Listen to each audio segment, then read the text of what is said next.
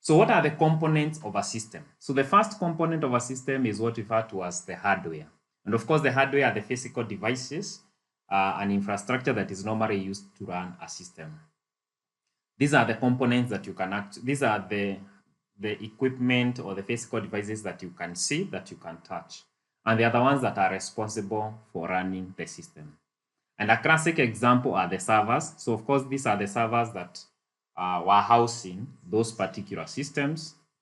There were the desktop computers that payroll staff were actually using to prepare the payroll for the different employees across the 300 hospital sites.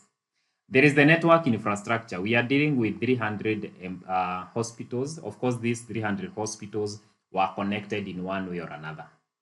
So the hardware equipment was critical, or is normally critical, whenever you are dealing with a system.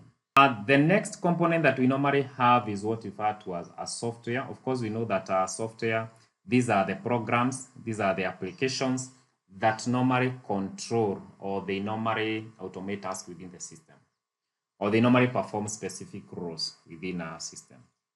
And with respect to the Queensland case, they had what that was the SAP human resource system. So this one was responsible for the payroll processing as well as the staff data. Then they had the SAP finance, which was used for managing the accounting and the payment of transactions. Then, of course, they had a work-brain system that was responsible for attendance. So whenever we are talking of software, you can see that each of these particular program was geared towards doing a particular thing. What were some of the things that went wrong? The case of the work brain, which was actually being used for tracking the attendance, it had never been applied at this scale. Remember, it was now pushed to 300 sites and managing over 85,000 employees. When you look again, we had 3 systems, and these systems were supposed to integrate or to work together. There was a poor linkage between the work brain, which of course is the attendance, as well as the SAP, which was responsible for their payroll, as well as their accounting. And as a result of that, there were data transfer errors. And this is the reason as to why a number of employees failed to get their pay. And as a result, the software failed to be customized for the complexity of the healthcare rules that operate within that given environment. So we have talked of the first component being the hardware, the second component being the software. The third component is the data. Now, the data are the raw facts and figures that normally act as inputs into a given system. And what are some of them? So some of the data included in respect to that particular case is the name.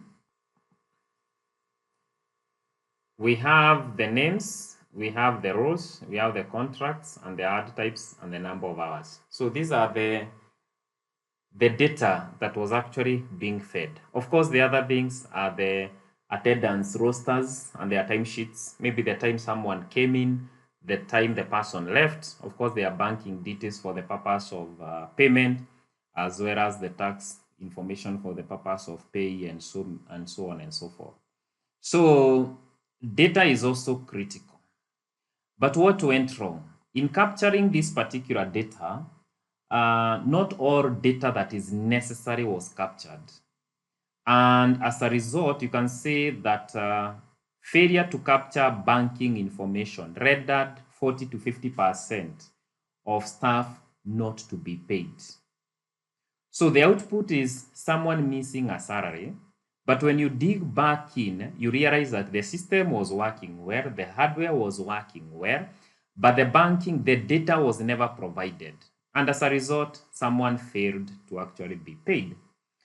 There was data inconsistencies when they were migrating to their original system into this particular new system, as well as poor data validation and error handling, because sometimes some of the data that was being captured was never correct. Then the fourth component is what referred to as the process. So the process, these are the state steps or the activities that a system normally performs so as it's able to convert the inputs as well as into outputs. And let's take an example. So the time entered, that becomes an input, and of course that is data. And then the work brain, which was the one responsible for managing attendance or tracking attendance, would actually pick that particular time, push it into the SAP system, which was responsible for the preparation of the payroll. And of course, the payroll would be processed, and that people's salary would be sent into the banks. Of course, payroll was one of it. The other one, leave approvals, which of course had to be based on the times entered vis-a-vis the number of leaves one qualify for. Things to do with calculation of overtime for staff who have actually worked far much beyond the number of hours stipulated.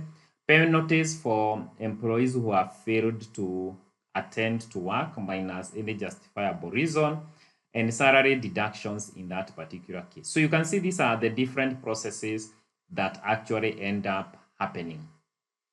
However, a number of things occurred with respect to the processes. Of course, as you are going to read about that case study, you are going to see that they borrowed processes that were working well within the Department of Housing, yeah?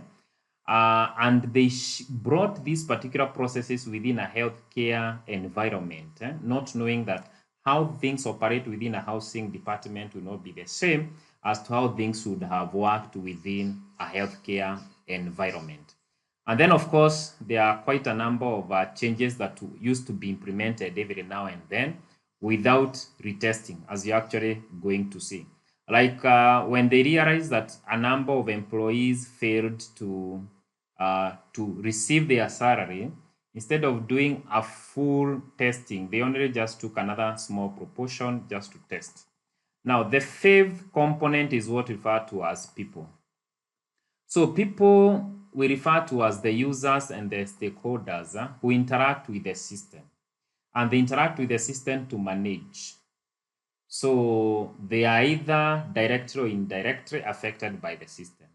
And the different people that we have in respect to our payroll system was the payroll clerks that was responsible for entering the data. We had the HR staff that were responsible for approving the attendance rosters. Then, of course, we had the IBM staff that were responsible for implementing the system.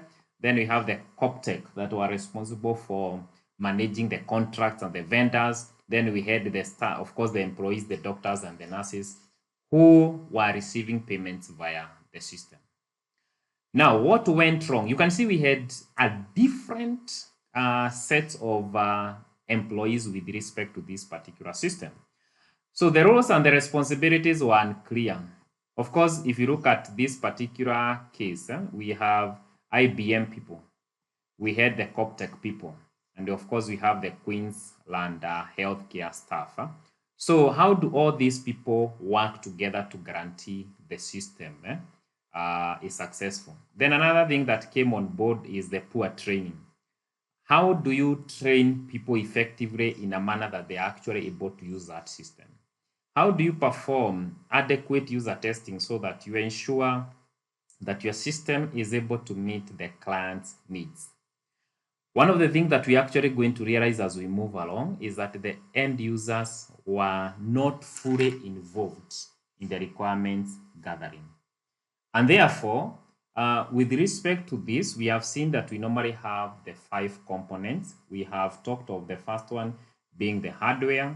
We have talked of the second one being the software, the third one being data, the fourth one being process, and the fifth one being people.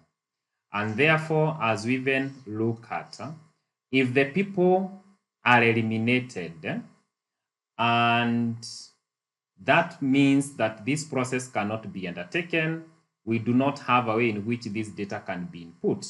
If the hardware is eliminated, then the question will be, where will these softwares be installed? If the software is eliminated, then the question is, what software shall we use to input our data?